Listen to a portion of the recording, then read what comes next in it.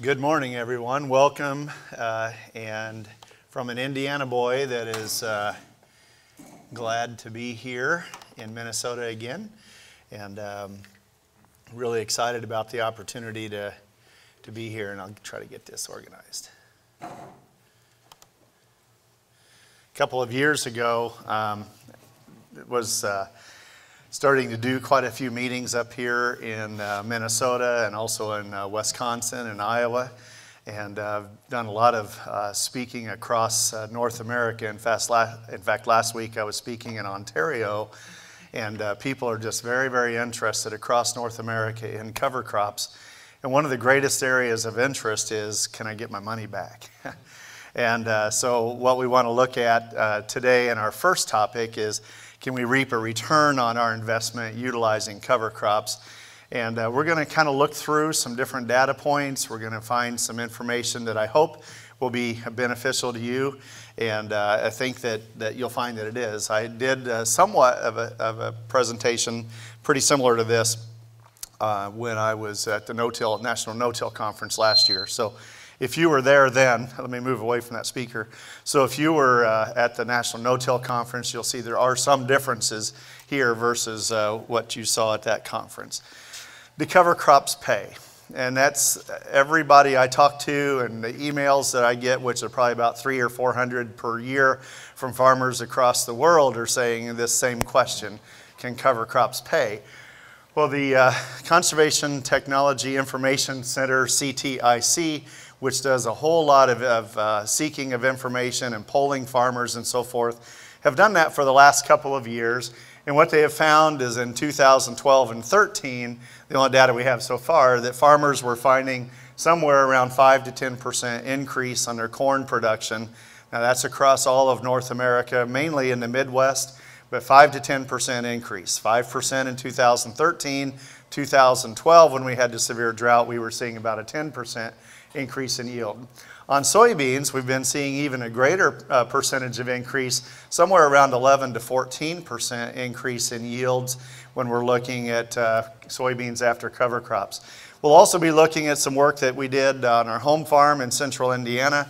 And I know we're a long ways from Indiana because I just drove it over the last couple of days. But at the same time, a lot of these same principles are being found in Minnesota and Iowa and Wisconsin and the surrounding areas as well.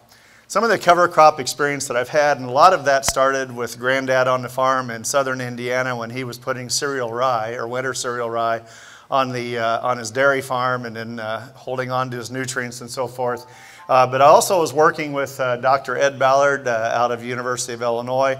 We were flying oats and rye, cereal rye and turnips into corn and then grazing cattle throughout the winter. We were doing that in the late 90s with great success. So my first work with cover crops into corn was many years ago. And then working with hundreds of farmers in the Midwest, and we did a lot of accidental cover crops in the 70s and 80s. And we had sweet clover that came up in our fields, and we were no-tillers since the late 60s, and so we would have some sweet clover, and that would be our cover crop. It was that, or henbit, or some other winter annual weeds, and sweet clover was awesome that year. So a lot of those were accidental cover crops. And we have about 400 acres of cover crops on our home farm, and which is in Indiana, and again, been part of the Midwest Cover Crop Council from its inception as well. That's me in 1980. I was buff, I was young, I had hair, I was awesome, and we were planting corn into sweet clover and a variety of other things. And we were the laughingstock of Indiana because people were like, what in the world are you doing? We owned the first tie no-till drill. In fact, we owned the first no-till drill in the state of Indiana. We bought that back in the early 80s, and then we were always conservation-minded farmers. So for us, this was kind of a natural thing to be working about planting into something green and also being able to have cover on the ground pretty much all the time. Most of the time we did that. So why cover crops? You know, we want to make sure we're improving our soil health. That's number one. And frankly, that's the biggest reason that cover crops are becoming as popular, because soil health is the main issue now. But we also need to reduce erosion. We need to reduce compaction. We need to increase water and nutrient holding capacity and increase earthworm populations. And I'll just ask you, how many of you take shovels out in your fields and find out how many earthworms you have per shovel full of soil? Got a few of you in the room. That's great. I would highly recommend. I think we're going to sell shovels at the end of the meeting, so everybody can make sure and have no excuses. They'll fit your hand. I mean, we'll do whatever we can. But it's really important for us to be able to take that shovel out there and see what we're doing with our earthworms before cover crops and also after cover crops. So we want to improve our soil health. We want to do that. We also want to improve aeration and percolation in our soils. A lot of our soils are so tight. How many of you own a penetrometer, soil penetrometer? One. Okay, I would highly recommend you, or how many of you have an agronomist that goes out with a penetrometer and checks your fields? Two. Okay, very good. I would highly recommend that you find a friend that owns a penetrometer and find out where your compaction is. How many of you know where your compaction layer is? Not a very big number. Okay, we'll look at that in just a minute. We also know we can reduce runoff, reduce nutrient loss to groundwater, improve soil biology and soil health, and improve no-till performance. And all performance is our opportunities. So as we were looking at this long list, my brother said, well, okay, so what if you have 8 to 10 earthworms per shovel full of soil? Big deal. What does that mean for us? Is it going to pay? So what if we reduce compaction a little bit? Do we even have compaction? And then also the other question is, so what if we have some deep roots? So, and then the biggest question he asked me was, can I get a positive return on my investment? That's really the question that he was asking. If I'm going to invest this kind of money into cover cropping, am I going to get my money back from that? So we asked the questions. He did, 30 to 70 bucks an acre. Can I reap that at harvest? Well, on a crop I'm not going to harvest, and can I afford the extra management? The extra time it's going to take, all the extra effort, not only in planting, but I'm going to come back in and have to kill something off very possibly. Am I going to be able to get any value out of that? And does it pay to do cover crops? Now, I know from grazing cattle for a number of years that if we're going to graze cattle, absolutely, there's no question you will get your money back on grazing cover crops. That's a no-brainer. We've been getting as much as 3.5 pounds per head per day grazing cattle over the wintertime and not feeding them any hay. Anybody raise cattle in the room? Okay, that's a big number, isn't it? And, oh, by the way, you don't have to haul manure either because the cows are out in the field already. Okay, so our long-term no-till soils that we had, we were 30-year long-term no-till.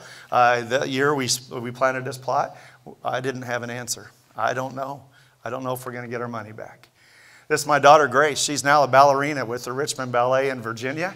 You never would have guessed that back in 2000 and whatever year that was. We planted this. Have to think back 2003, I think it's that year.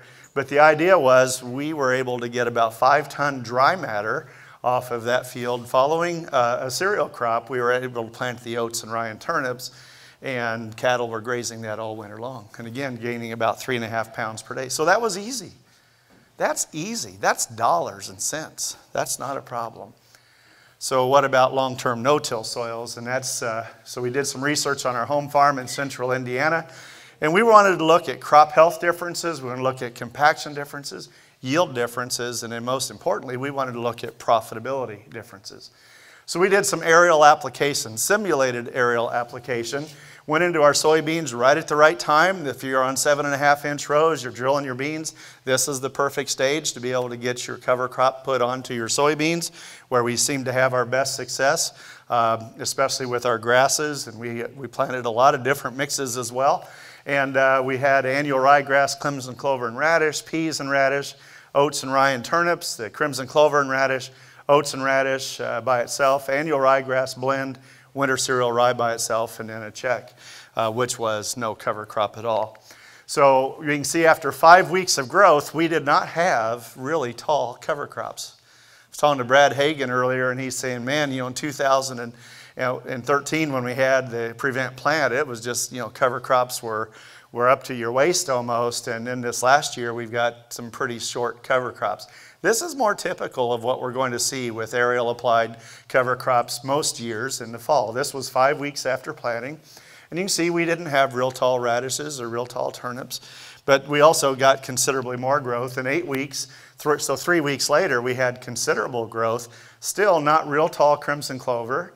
Our cereal rye here was growing fairly well.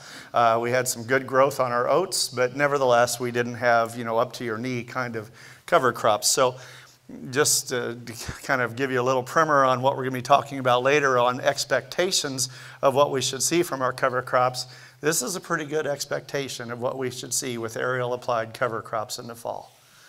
You're not probably going to get much more than that unless we have a really extended long season.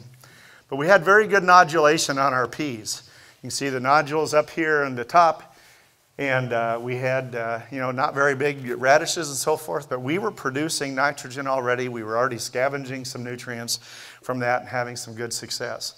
In the spring, we came in, we sprayed the burn down about the same day we planted. We had beautiful stand all the way through. Everything was really beautiful. And again, this has been long-term no-till for just around 30 years. So our populations were equal across all plots, equal with the check as well. And virtually perfect weed control in the spring. I mean, we had basically no winter annual weeds where we had our cover crops. In the rest of our field, we had some henbed and some other winter annual weeds that we get a lot in Indiana. But we did have a few radishes that had germinated in the spring. They've got some dormant seed in them. We had a few escapes on some annual ryegrass. Those were quickly taken care of with our second application. So we didn't change how we did any of our chemical application. We still ended up with a beautiful crop. Well, you remember 2012? There were some good things about 2012, like $7 corn. You remember those days, the good old days? But there were some pretty rotten things about 2012 as well. We had, as well as many of you did, we had a really severe drought.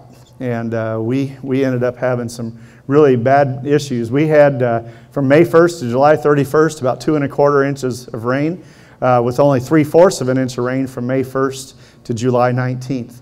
42 days over 90 degrees, 8 days over 100 degrees during that time. All-time record dry and heat was recorded in July of 2012 in that area. Now, there's a reason I'm here. It's called 1983. And then 1988. Does anybody remember 1988? Pretty severe drought year, really severe drought year. 83 for us was actually worse than 88. We ended up with 14 bushel an acre corn and 14 bushel an acre soybeans that year because of when the drought hit. So when we were coming in and doing our work on this plot, those 2 years really were hitting home to me that maybe we're going to have another 83 or another 88. I remember doing a meeting in Wisconsin and telling people I wasn't sure we were going to have any ears on our corn that year because it was that dry. And a lot of you experienced similar things going on that year. But one thing we decided to do is if we're going to ask the hard questions, we need to work hard to figure out what the answers are. So we took a soil penetrometer, and also we took a chlorophyll meter, and we went out during the summer and took tests to find out what the crop health actually was and to find out if we actually had some issues with compaction. Again, long-term no-till, so we were thinking we were probably pretty good about not having any compaction. And boy, were we wrong. We had really severe compaction just at about 9 inches deep. Now, for some people, that's like, man, that's a lot of soil. But for us, we had some pretty decent Brookston soils and Miami Crosby soils, some fairly deep soils. But sometime back about 30 years ago, there was somebody that was plowing that field. I won't mention his name, but he's standing before you right now, that sometimes would get in a hurry and go out and till his soil just a little bit wet or real wet. So we would end up creating some problems. Well, 30 years later, we still had the same problems. So if anybody in the room doing no-till farming or even strip-till farming, those don't solve all your problems with compaction. They just help perpetuate whatever problem you caused with your last tillage pass, if it was a bad tillage pass. You might see a little advantage, but not very much. If you're still doing tillage, I would highly recommend, beyond anything, that you get a penetrometer and find out where your compaction zone is. Because my guess is, like on our farms and many farms that I'm on, it's somewhere between 3 and 9 inches deep. That'd be my guess. For those of you that do know where it is or knew where it was before you started doing some cover crops, you're going to find out that maybe there's less. But when we till our soil when it's slightly moist, we create some real problems with some compaction. So we went out there in July. We took 30 samples per plot, and we took the averages of where our compaction was. And again, our check plot was here with the 9 inches deep. Our oats and radish, which you saw how tall those were, they did not really give us any advantage on our compaction when we were doing our test. They still showed right around 9 inches. I know our radishes from root pit digs we're getting, we can get radishes 30 inches deep even if they're only the size of a pencil lead, but we did not get any advantage there. Our annual ryegrass, crimson clover and radish, we were around 18 inches. On our peas and radish and crimson clover and radish, we were able to take our penetrometer every single time and get it all the way down to the very bottom. Our crimson clover survived the winter, as did our Austrian winter peas that year. That's not going to happen every year, but with that year we reduced our compaction to the point where we could take that penetrometer all the way down.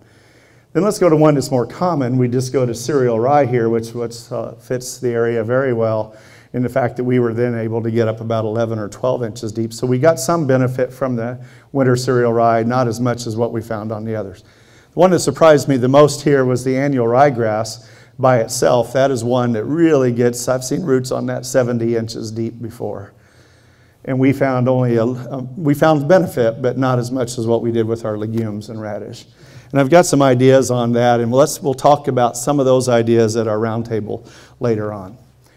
When we were doing our reading with our chlorophyll meter, we were going on based on the idea that green bar going across the top at about 41, the folks that made that chlorophyll meter said that means that's a healthy plant. So all the way through, we found out that where we had our cover crops, and this was with our peas and radish, we found out that we were at or above the healthy plant area, every area except on July 26th, and we were close.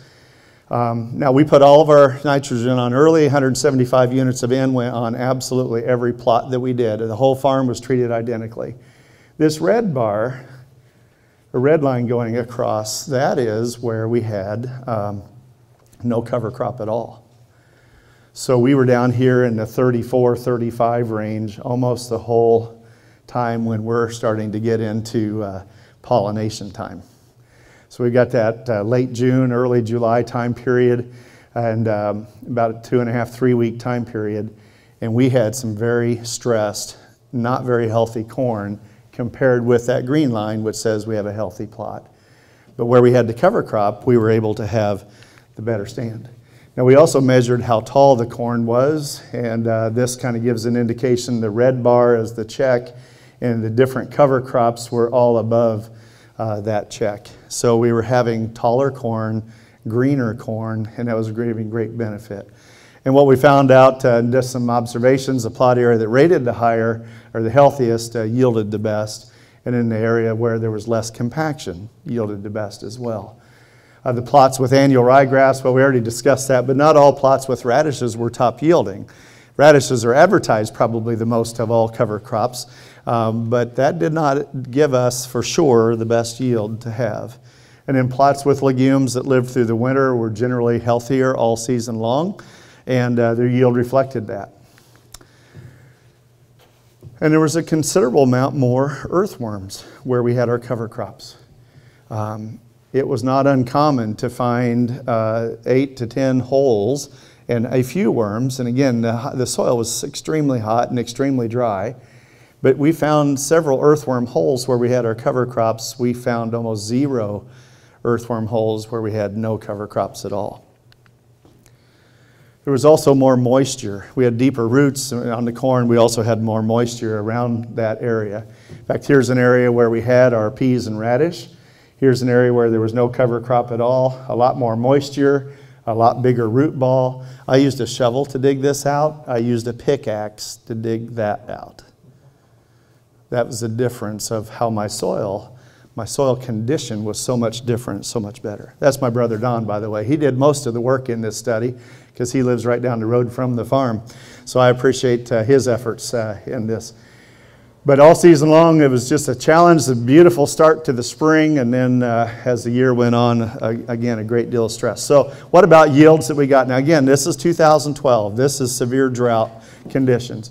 Our average corn 2 years previous was 198. Every year since then where we've had corn on this farm has averaged around 190 to almost 200. So this year, and the corn this past year on the farm was 198, 199. So our check yield that year was 105 bushels per acre. Where we had the annual ryegrass, crimson clover, and radish, about 120. The rye, we picked up almost 20 bushel an acre, 21 bushel an acre by having just good old cereal rye. Oats and radish, we didn't see a difference in compaction, but we saw a considerable difference in yield. And then we get down here to where we had the crimson clover and radish, peas and radish, and then those oats, rye, and turnips, picking up almost 60 bushel, between 50 and 60 bushel an acre that year. Pretty amazing. In a really super stress year, we were able to pick up a very dramatic difference in the amount of yield that we picked up. Profitability wise, and again, we used $6.50 a bushel to figure this out. We took the revenue, we took out application cost, we took out seed cost. We had no extra cost otherwise. Anywhere from $42 almost to almost $287 an acre benefit. So did cover crops pay for us that year? You bet they did. Wish the whole farm would have been covered with cover crops that year. It would have made a big difference, and everybody that planted cover crops that year in that region saw fairly similar results. We just had a little more research to go with it. So why better during a drought year? One of the big reasons is we had improved infiltration of our rain that we got. In the previous year, we had this on a different farm about a quarter mile away from where the plots were all done. This was in September. This was vertical tilled in the spring. Again, it had been long-term no-till, over 20 years of no-till consecutive on this farm. This was September, so this rain really didn't affect our yield. We'd had a fair amount of stress that year as well. But 3 inches of rain, and I had water standing on top of the soil after 3 inches.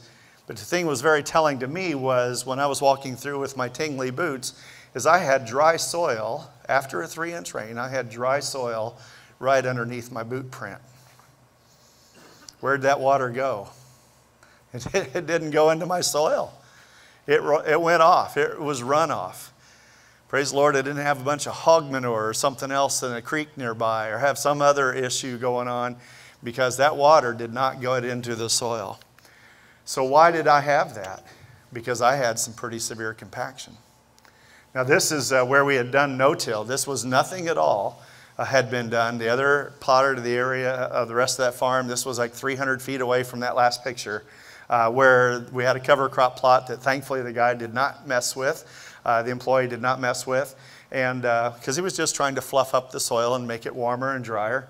And we had about 3 inches of water infiltrated into the no-till soils, but we had that because we had really severe compaction on our farm at about 3 inches deep. And again, long-term no-till, but we still had about 3 inches, our compaction at 3 inches deep. 7 inches of rain, can you notice how absolutely dry that is down there? Where we had 1 year of no-till, and this was actually with cereal rye. This again is about 300 feet away from where that first picture was taken. I have no water standing on top of the ground, and I've got moisture 7 inches deep. Now if that rain would have come in August, it would have made a huge difference on my yield. But it came too late. But my farm couldn't have handled that rain because I only had an area about the size of this room that had not been fluffed up and dried out and warmed up in the spring. and turned into a parking lot, by the way. So we got to be really careful how we do our tillage, but we also have to be honest if we're doing no tillage or we're doing strip tillage. We have to be really honest with ourselves that maybe we're not just with those practices at really solving the issues, because we've got the compaction areas that we have. Another benefit that we have is that with cover crops, is that we have warmer soils in the spring. That's where we have a cover crop that has lived through the winter is warmer than fall-tilled soil. This last winter we took, or this last spring I should say, from Ontario, Iowa, Minnesota, Wisconsin, Indiana, Ohio. I don't remember if I mentioned Michigan, but we had 6 different locations where we took soils, where we had cooperators that went out and took soil temperatures at 4 inches deep. And they did it in a cover crop that lived through the winter. They did it in a fall-tilled soil. Some people also did it in a cover crop that did not live through the winter, and then they did it in their lawn, because what oftentimes greens up first in the spring is the lawn. So because our soil's been covered. So we got thinking, and I'd been doing this testing for a long time, but just sticking the thermometer in the ground in a different cover crop plot, sticking it in, and then walking to where they had done some fall tillage. And I was consistently finding about 2 degrees warmer where my where my cover crop was. My temperatures were 2 degrees warmer with a living cover crop in the spring than where they were with the fall tilled soil. It didn't matter if the soil was jet black or brown or somewhere between. It didn't matter. My soil temperatures were always warmer. But I was only there just to take a snapshot. I just took one, I stuck it in and thought, wow, that's interesting. And then I started doing it in my home agronomy farm, which is my garden area where I do lots of cover crop research. And I found it was fairly consistent that where I had a cover crop versus no cover crop, I was pretty close to that 2 inches. So we got Ryan Stockwell from the National Wildlife Federation that lives up toward Colby, Wisconsin, so pretty far north in Wisconsin. He and I did some research 2 years ago. Ryan did that again this year along with a variety of other people across the Midwest. And what we consistently found was our soil temperature where we had a living cover crop in the fall. Most oftentimes that's been cereal rye. It's not always that. It could be annual ryegrass, or it could be a variety of other things that will live through the winter, is consistently 2 degrees warmer than fall-tilled soil. How many of you believe that? Okay. For those of you that don't believe that, I would highly recommend you I've asked you to buy a few things: a shovel, a penetrometer, and now a soil temperature gauge, a thermometer. That's another thing to call a soil temperature gauge, is a thermometer. Anyway, those 3 things will help you to understand what's going on in your soil with cover crops. Without those 3 things, and you drive by and go, oh, that silly guy doing cover crops again, I'm just not real sure that he's very smart. Or you get the temptation to pull your tillage tool out in the fall and till in your cover crop, which I know happens a lot in the region. Think again about taking those 3 tools and using them, and at least give yourself a strip out in that field where you do not till in your cereal rye in the fall. You don't have to do a lot, but I'd highly recommend at least 24 rows wide so that you can get a fair test on your yield monitor next year. And then I would highly recommend you take your thermometer out next spring and you go, I'm going to prove that Dave doesn't have any clue what he's talking about. And then I want you to email me the results. Put a smiley face on it, and then tell me thank you. Because you will find consistently, so now this is 4 years in a row we found data that we have warmer soil temperatures. How much is a warmer soil worth to you in the spring?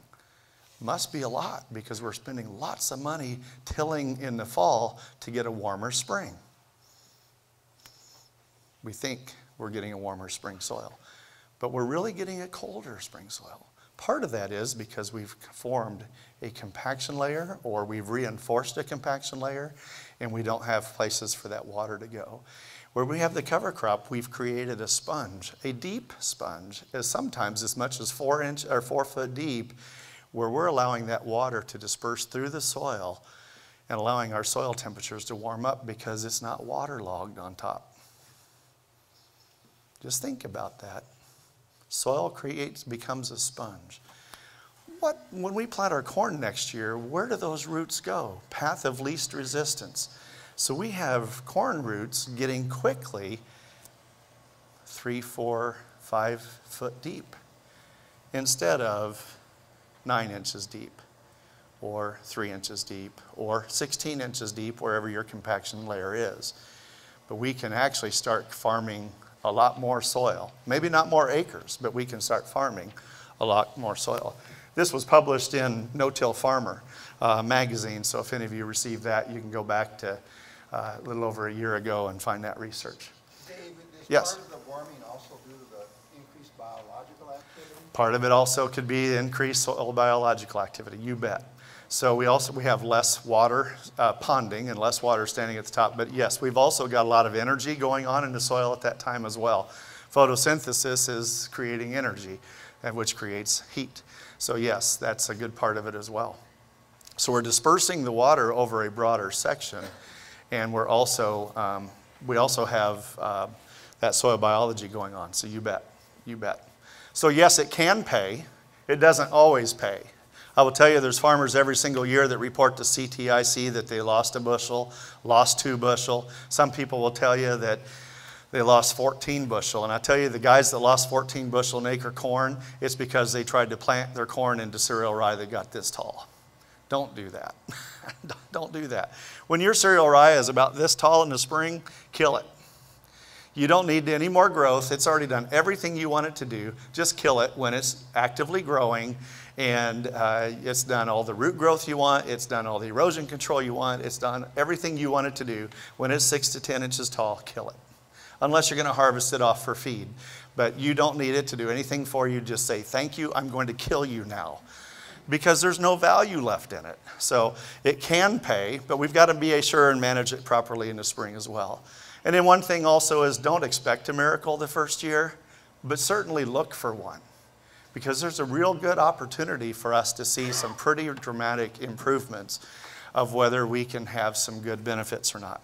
And I certainly hope I put in this. So I realized about halfway through this presentation that I did something that I would like to look at. All this information can be found at, well, you know what? I do have some other stuff here. At plantcovercrops.com on my blog. And there's a whole lot more data on the work that my brother Don and I did about can we get a return on our investment and so forth. And that's really key for us to be able to have. Some other sources that we've done, again, we got the CTIC service. And that's through SARE, North Central SARE. And we've got some other folks as well. We can get that benefit. One thing I want to talk about is corn silage as well. Anybody in the room harvest corn silage? Okay, a couple of you. Something to consider. Coming behind corn silage with a cover crop is kind of a relatively easy thing to do most years because we've got more time than what we would have with field corn. So especially because you can drill it and so forth. But this is in northwestern Indiana. It's somewhere around, I don't know, about 40 minutes, 50 minutes south of Chicago. And this farmer is a very good dairy farmer. They have several hundred head of cattle. They've got several hundred acres of corn silage. And we started working with them on cover crops a few years ago. They came to a meeting very similar to this. And they're just like, you know, I got to do something. Because most of the time they're going corn silage after corn silage. Pretty consistently, corn after corn. So what we did was we went ahead and recommended a variety of different mixes for them. They've got a considerable amount of manure. Some acres probably see a few more 1,000 gallons of manure than what the Indiana Department of Nutrient Management would want them to do. But they're loading up pretty heavy close to the barns, especially with manure. But in the areas where they did not have any manure going on, we ended up putting a lot of crimson clover and radish onto their farms. And what we found consistently, and now they do every single acre with cover crops, is that we're getting considerably better yield and considerably better plant health every place where we put the cover crops. This was a year where we did some experimentation where what they're doing is they're leaving strips of corn in their field that they'll harvest for grain instead of harvesting for silage. Part of that's for insurance reasons. Part of that is that's how they get paid, was based on grain yield. But they did not come back behind with a cover crop where they had harvested their corn for grain. So they had it everywhere where they harvested the corn silage off, but where they harvested the grain, there was no cover crop at all. So they had like 4 strips throughout the fields, or this one particular field, there was like 4 strips, and about 36 rows wide. So we were able to do some pretty good testing on that. And what we found, this was the day before the corn silage was going to be harvested. This is the area where we had no cover crop at all. And you can see it was fired up dramatically, and we just didn't really have very good plant health there. And on the right-hand side is where we had the cover crop. So where we had the cover crop, what we're finding is we're holding on to about 90% of the nutrients, or 90% of the nitrogen from the manure. We're holding on to that where we have a cover crop. Where we don't have a cover crop, we're finding that we can lose up to 90% of our nutrients, or 90% of our nitrogen.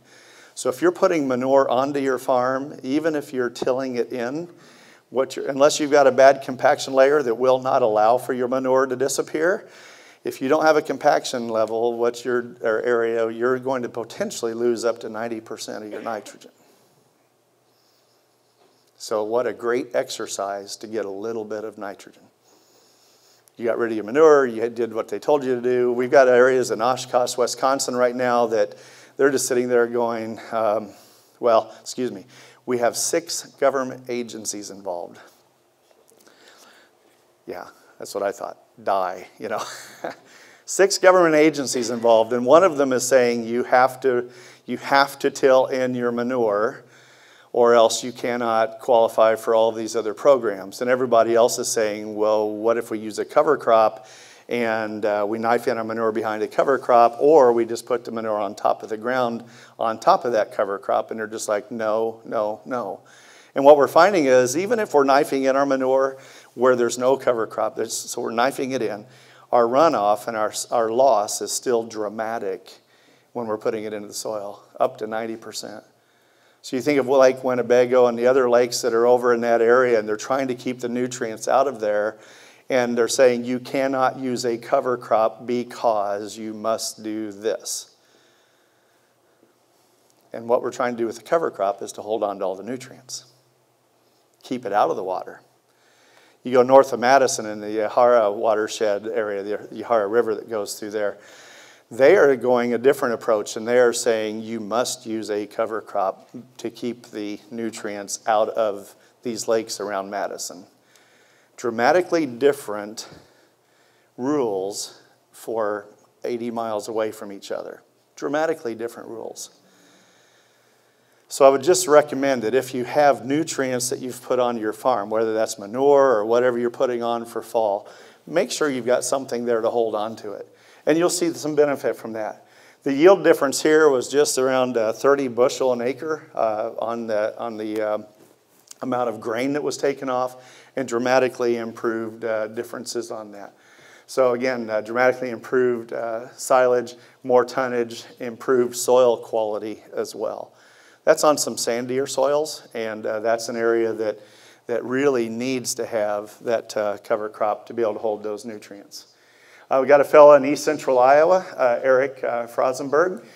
He was telling me a couple years ago that he was picking up 40 bushel an acre following cereal rye where he's got manure. And then Ed Ballard, of course, we talked about the grazing of cover crops, picking up 3.5 pounds per head per day. I know we're going to be hearing a little bit later from a farmer from Iowa to share his experiences as well. But I just want to let you know that I'm just pretty convinced that even if we do not pick up extra yield, and there's going to be some years where you will not pick up extra yield, guaranteed it. Hopefully you will have the same yield. Hopefully you'll have no restriction or reduction in yield. But the point is, what we're trying to do here is we're trying to build a base. We're trying to build our soil. So in those stress years, whether it's too much water or whether it's not enough water, What we've done is we've built a soil base where we can actually start farming much more soil, farming much deeper, so that we can have the benefit of being able to get that extra yield. Some years you will not get a better yield. When everything is ideal and everything is perfect, you will probably not see much. How many of us have had normal, perfect years the last few years? That's right. But Dave, when you look at profit per acre and you look at improving, do you see an improvement in weed control and diseases and insects? How about the profitability picture? Okay. The question was, when we're looking at nutrients and looking at insects and a variety of other things, are we seeing some differences there as well in the profitability of that? I will tell you that you should not reduce your nitrogen or your fertilizer program. Don't do that. And if there's any fertilizer salesman in the area, I will accept my bonuses at the end of the door that day. Do not cut your fertilizer program. I don't care if you have a remarkable amount of crimson clover or berseem clover or any other nutrient, nitrogen producing crop. That is slow release nitrogen that you will get somewhere around 50 days or later after the corn starts growing. So especially if you're using cereal rye, put on about 50% of your nitrogen at planting time. You cannot overcome yellow corn syndrome. And it's whether it's cereal rye or whether it's annual ryegrass, those grass or anything else that's been scavenging nutrients, especially if you've gotten very much growth on it, your carbon to nitrogen ratio can get out of whack. So when you put on your nitrogen, it's going to be held by that rye plant or that ryegrass plant. So the idea is put on about at least 50% of your nitrogen on up front, so that you can be able to have enough nitrogen there for that corn to be extremely healthy, realizing that that rye and ryegrass will release that nitrogen 50 to 60 days after it's been planted, depending on how vegetative it was after it was killed. Can you have other problems? Can you get into problems? Yes, you can get slugs in your soybeans. You can get slugs in your corn. The key there is making sure you're killing your rye or ryegrass, anything that's lived through the winter, making sure you kill that as early in the spring as possible, potentially even up to 2 weeks before you plant your corn crop or your soybean crop. Typically, if you're going to allow your rye to get some growth onto it, kill the rye after you've planted your soybeans, not before, so it doesn't mat down and create problems. So plant your rye first. 2 years ago, we had some pretty severe slug problems on one of our farms. We had to replant 35 acres. That wasn't real profitable. Thankfully, the soybean company replaced the soybeans, even though it wasn't their fault. Nevertheless, you can get into some insect problems by having that. Reducing weeds. You can't cut your herbicide program. Or most years you cannot cut your herbicide program. You don't have winter annual weeds much up here, do you? Anybody have winter annual weeds? Okay. You do? Okay, what do you got? Okay, shepherd's purse. Okay. Henbit? Okay, awesome. Thank you. First guy I've talked to up the region says, yes, I have a problem. If you have winter annual weeds, yes, you can greatly reduce the amount of winter annual weeds by having a cover crop. Need to get those planted early enough so we can get them established well enough, but yeah, we won't eliminate those weeds, but we can greatly reduce the amount of weed pressure that we have with that. And then if in fact you're going corn after corn after corn, we're finding out that cereal rye can reduce, well, not just rye, but cover crops, but cereal rye is where the research has been done. This was done in Iowa and out in Nebraska. But cereal rye can greatly reduce Goss's wilt also. So putting something in rotation to help to stop that disease cycle really helps. The other key is that we want to make sure that we understand that if we're going to be going corn after corn, we do not use wheat as a cover crop. Or if you're going from soybeans to corn, do not use wheat as a cover crop. Even if you have wheat sitting in a bin somewhere, do not use wheat as a cover crop. It is a green bridge between diseases. Wheat and corn pretty well share the same disease package. So you want to make really sure that you do not use wheat. Did I mention that you don't want to use wheat as a cover crop because of that green bridge? When I go into Ontario, there's a farmer that actually found that green bridge, or a researcher that found that green bridge, and he speaks all over North America as well, letting people know that, and he's not here today, so I'll give you that message. We just want to make sure not to use wheat. If you go wheat before soybeans, that's fine. We still seem to see greater results with soybeans after cereal rye than what we do after wheat. Yes. Winter wheat, yes. Any wheat. Wheat is a green bridge for diseases for corn. Especially if you're going corn after corn is the biggest issue, but winter wheat or spring wheat is a green bridge for diseases for corn because they basically share the same package of diseases. So we want to make sure not to do that. On soybeans, however, one thing we're finding very consistently, and I think that reflects well in the CTIC data, is the fact that we can pick up, generally speaking, 4 to 7 bushel an acre yield increase on soybeans following cereal rye. Now that's not cereal rye that was tilled in the fall. That was planted into cereal rye. And oftentimes those farmers that are doing that are letting the rye get up waist high or better and no-tilling their soybeans directly into that. And again, you kill directly after you plant or right after you plant. And you don't have very many weeds in cereal rye because of the allelopathic characteristics of that rye. And you can go in and guys are typically picking up that 4 to 7 bushel an acre per yield advantage. So there's some real nice things we can do to gain some profitability. Again, chemistry, make sure you kill the cover crops dead if they've lived through the winter. I think Brad was telling me earlier, Brad Hagan was telling me earlier, he sprayed his annual ryegrass 4 different times this spring. Just kill it and kill it dead when you kill it. And make sure that when you're killing that actively growing or that overwintering cover crop, it's actively growing. And you know that the glyphosate or whatever you're going to be putting on there is going to work to make sure and kill it. Winter cereal rye, much easier to kill than annual ryegrass. Nevertheless, it still has to be actively growing. The glyphosate has to be applied at a temperature that the glyphosate's going to work, and much easier to kill at that stage, especially when the rye is again in that 6 to 10 inch tall range. That's an outstanding time to kill that off.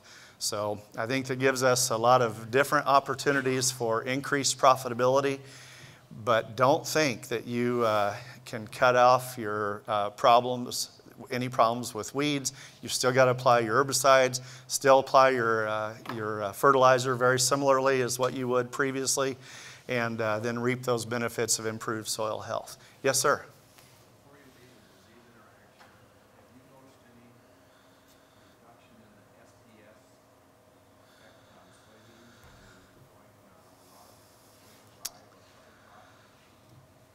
Okay. With sudden death syndrome, are we reducing that? I don't know, and I have not seen any change in that. Now, I'm not saying there can't be some, but again, like you said, that's kind of a moving target, and it's kind of here. I do know that one thing that farmers have been doing, playing with their seeding rates and so forth, especially when they start off, they think, boy, I'm going into some uncharted territory here. I'm planting into cereal rye that's waist high or better, and I'm scared to death. So what they've done is they've increased their seeding rate on their soybeans, hoping and praying they get a good stand. And then they get an unbelievable stand, and then they get into a lot of white mold problems. So don't increase your soybean seeding rate, even if you're planting into living tall cereal rye. Don't increase it, because then you can create other issues, especially on the white mold issue. So treat it the same way you would as if you were going into a beautiful seed bed, especially if you've got a really good no-till planter or no-till drill, and then go ahead and do that. If you don't own a no-till drill, you don't own a no-till planter, you know, they're not very expensive, I'm told.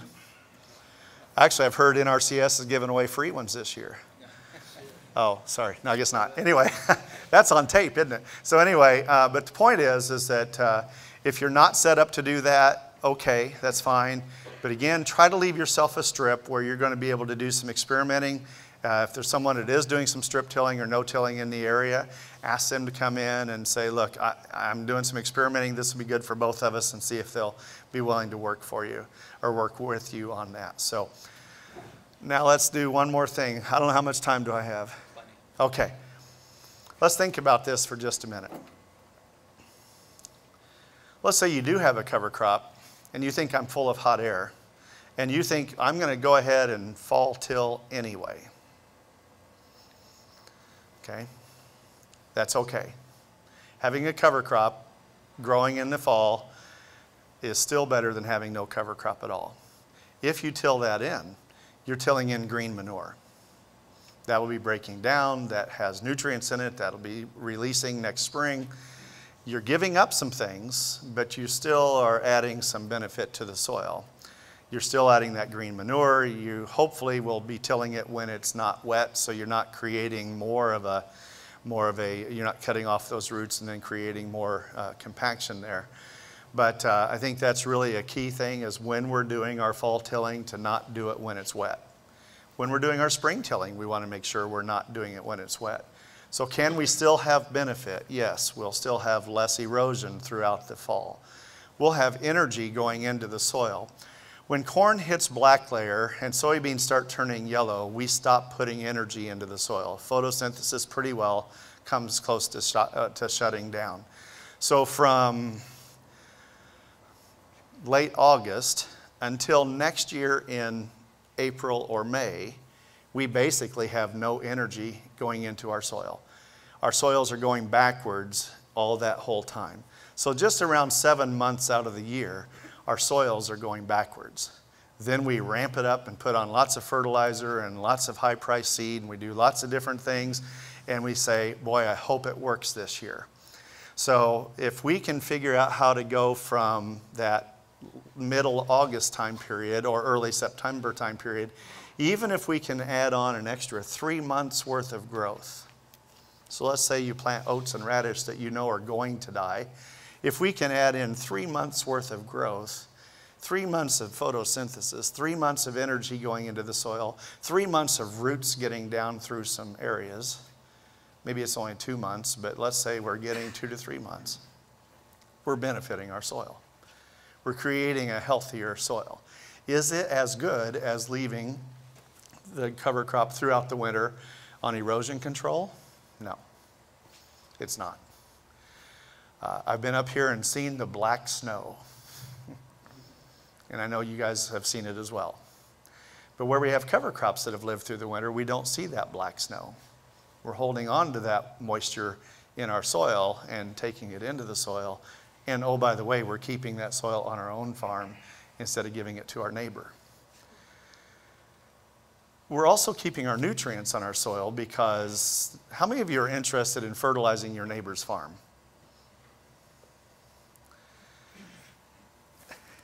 Every single year I get the same answer. And yet, if we are losing soil through water erosion or wind erosion, what we're doing is we're giving our nutrients and giving our soil to someone. Sometimes that means to the folks down in Gulf of Mexico, and that's not good, and there's a lot of talk about that. But the idea, if we can have something to be able to hold our soil, and again, even if it's oats and radish that you know are going to die through the winter, Austrian winter peas and radish are almost always going to die through the winter. Crimson clover and radish almost always going to die through the winter up this way.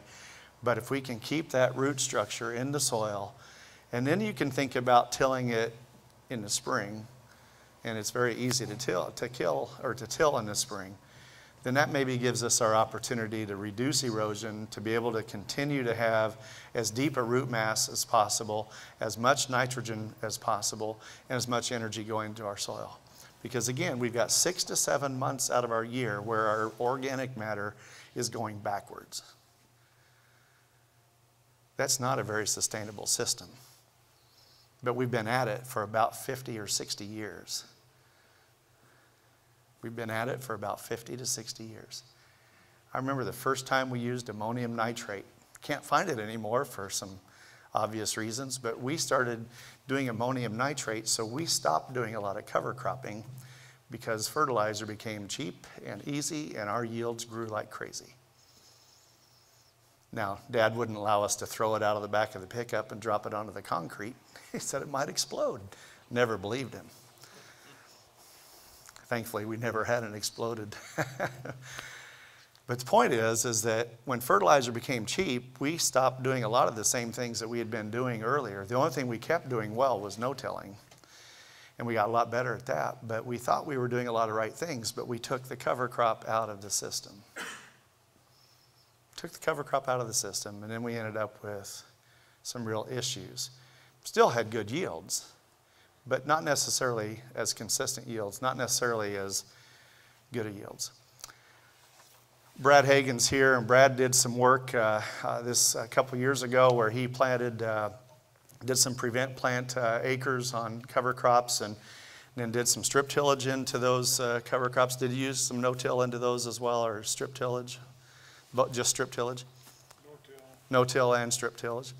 And one thing that we found was, and we'll look at some of these pictures later on, but one thing we found was that the yield difference that Brad had coming in out of the drought year, or excuse me, out of the year where we had all the prevent plant, did not till in his cover crops, but somewhere around 8 to 12 bushel an acre increase in his yield versus where there was no cover crop. And some of the fields, you said, were up into the 25 bushel an acre, 20 to 25 bushel an acre increase in yield where we had the cover crop versus no cover crop. I was in the area quite a bit that summer and looking at Brad's work and some other work in the Blooming Prairie area and so forth. And it was pretty amazing to me how there were a lot of things that were being done, and you know, honestly, there was not a lot of information on what should be done or should not be done. Brad used quite a few legumes as he was trying to build up his soil. Had some fields where the nitrogen had already been put on, so we did not put any nitrogen-producing cover crops in there. But we ended up seeing a pretty dramatic improvement in his soil and his yields. And again, when we looked at a lot of what the neighbors were doing, is just putting on oats and radish, or just oats by itself. And again, there was so little information that was actually out and about of what should be done. And I know people wanted to get something on the ground, although a lot of people didn't put anything on. But when we get into that prevent plant acre time period, and again, we'll look at this later when I'm speaking, is that there's some opportunity there to build some soil very quickly. The same thing with after wheat. We have some real opportunities after wheat. Anybody in the room raise wheat anymore? So, okay. But that toolbox is wide open for us to be able to do some things after wheat. So I think it's really important for us that we look at that. Yeah, TJ.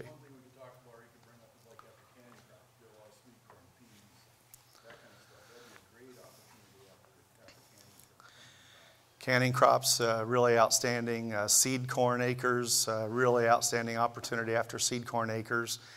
A lot of this is going to be tied in with aerial application of your cover crops. I know there's a lot more of that going on now with a lot of great success, making sure that we're doing that at the right time as well. Corn needs to be dry up to about to the ear.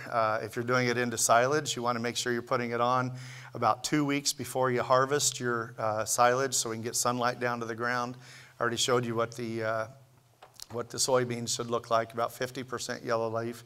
But the idea here is that we want to make sure that when we're putting in our cover crops, we're doing it at the right time, and we're also utilizing the right cover crops to do that, which would obviously include making sure that we're using crops that do well with aerial application.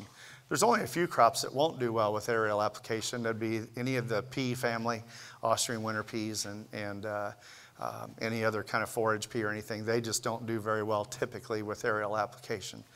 But overall, it can work quite well and be of great benefit. But again, we've got to make sure we're doing that right and working with a pilot that knows how to fly. Yes? Yep. When you're looking basically at 20-inch rows on the corn, 15-inch, yeah. I'll tell you what, when we start pushing our population, what's his population on his corn? 34 and 46. So you take a flashlight into the field if you want to see the ground. Yeah.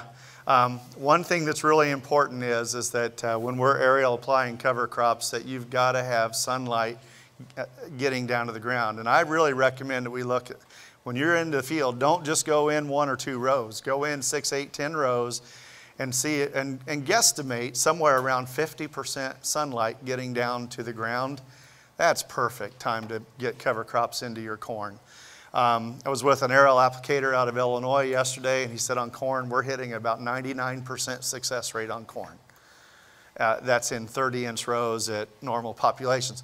When we get into corn silage, or when we're getting into these twin rows, that's really key, is about 2 weeks before the corn silage comes off, we can start applying our cover crops.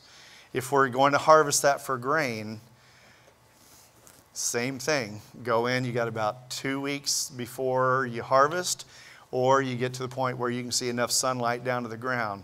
Because if we can't get photosynthesis going, we're not going to have real good success getting our cover crop established. The one thing about cereal rye as a cover crop in that situation is it seems to give a little more vigor or a little more stick-to-itiveness, let's say, and we might get a little better results with that. Radish in that situation almost never works, because the radish is going to germinate regardless, it seems like, but it still needs to have sunlight for photosynthesis. So when we're looking at different cover crops, we're going into that situation. The only thing that might work, and again, timing is vital, is the cereal rye. And I'm assuming that's what he was trying to fly into that, or is that right? Yeah, we went on for our calls and see what now you come back to that silage, you get an aerial down there, we put it on about 2 weeks to a month before Labor weekend, and it was fall, then it was wet and late. We shot the corn in October, the rye was probably 6, 7 inches tall, looked beautiful. Whenever they went with the chopper, it killed it. That from the heavy equipment, even on the end rows, getting in slopes where it pretty much killed it. So we're going down there and doing chop and going no-till drill.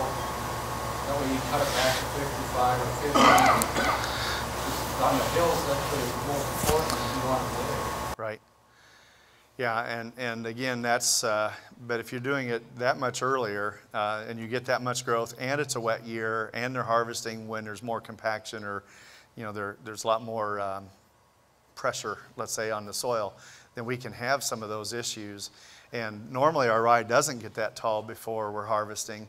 So the idea is trying to do it about 2 weeks before the silage would come off, giving us our best opportunity. Now, if you were going to graze that, man, cows are just sitting there licking their chops and real happy with you.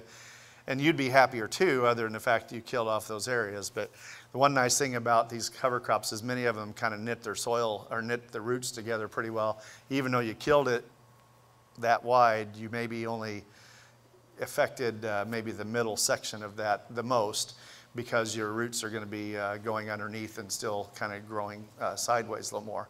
But yeah, you can get into those issues. So harvesting is also a big deal. Do you have a question? Yes. I don't know if you mentioned it earlier, Dave, but you got to really pay attention to your herbicide program too, so you don't. If you got residual and you're coming in too early, you're going to be pretty disappointed, regardless of how you put it on. Yeah, good point. I'm glad you brought that up. You can really decide a lot now about what success you have this fall. Part of that is, what maturity soybeans are you going to plant, what maturity corn you're going to plant, but the biggest key is the chemical program. If you're going to be, or if you would, work with your agronomist very closely to determine, just tell him now, I am going to plant cover crops, and I'm planning on planting them in late August or around Labor Day. And I want to make sure that if I'm going to use radish in there, or use some turnips, or use some other cover crops other than cereal rye, just say, hey, I've got to make sure that whatever chemistry I'm putting on now is going to allow me to do my cover cropping that I want to do later. So work very closely with your agronomist to make sure that's right.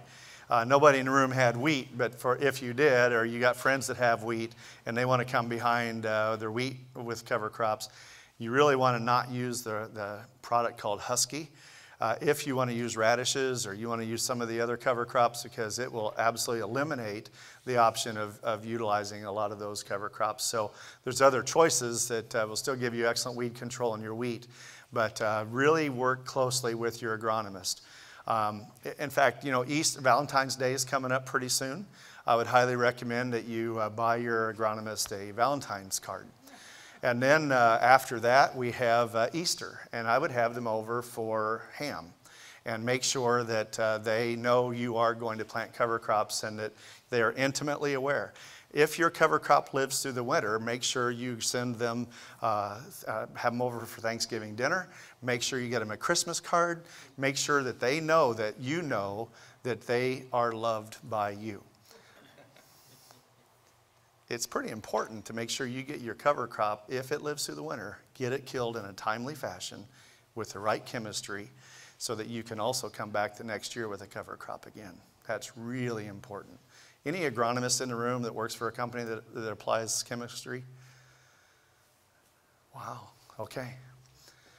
I would have taken my commission on the way out on that one too, so. Okay, one more question. Yes? When you're planting soybeans in the standing cereal rye, would you have to have a no-till planter? If we're planting soybeans into standing cereal rye, would we have to have a no-till planter? Yes. Yeah, because we still, the most important thing here is we've got to get the correct seed to soil contact, whether we've got corn going into that or soybeans going into that. We have to have, all the agronomics have to be right for getting the best stand so that we can have the best potential. If we reduce stand, we're going to have a lot of problems. Let's share real quickly. A couple of years ago, we did a lot of stand counts on numerous cover crop plots. And this is when Risk Management Agency, those are the folks that do the crop insurance, RMA was telling us we could not have insurance if we were planting into a cover crop. And that what they were saying is it would not be a successful, you could not have success or get a successful stand. And from our own home farm and our experiences and a lot of other farmers in Indiana and Ohio and Illinois, we visited the Springfield, Illinois branch of RMA, and we brought data after data after data points showing increased yield, showing improved soil, showing our stands were identical to where we had no cover crop, whether it was no-tilled or whether it was conventionally tilled. And a couple of years, and National Wildlife Federation did a remarkable job of helping us to drive this. Of course, they've got a lot of folks in Washington, D.C. And what we found over and over and over again from the 15 people that represented cover cropping at that meeting with RMA was that we can actually achieve every bit as well as if we're planting into a cover crop. We can achieve every bit as good a stand, every bit as good a yield, if not better, if we're no-tilling into a living cover crop than if we're not. If you look at Risk Management Agency rules now, at least, I don't know about how Minnesota is, that's been a little different story for us as we're working with them. But across much of the United States now, you are allowed to actually kill your cover crop after you plant your corn into that living cover crop. Certainly on soybeans as well, we can do that. So now they're even saying if you do not have a cover crop, we are considering not allowing you to have crop insurance. Now that we're not there yet. Any crop insurance people in the room? Okay, so they're considering that at fairly high levels of being able to say you cannot have crop insurance unless, or there's going to be a penalty if you don't have a cover crop. Boy, have we come a long way in about 3.5, 4 years to saying you cannot have crop insurance unless if you're following a cover crop, to now saying, considering being able to say that you can't have it, or there's a penalty if you don't. Now that's not in the law yet, but that's all being discussed. And that's one of the benefits of being part of the Midwest Cover Crop Council is we get to talk to a lot of people across the country and find out a lot of what's going on behind the scenes. So it's really important that we start understanding that NRCS nationally, soil health is the key. It is the key. It's the buzzword, and that's very important. So, okay, I'll be back up later, but thank you very much. Thank you, Dave.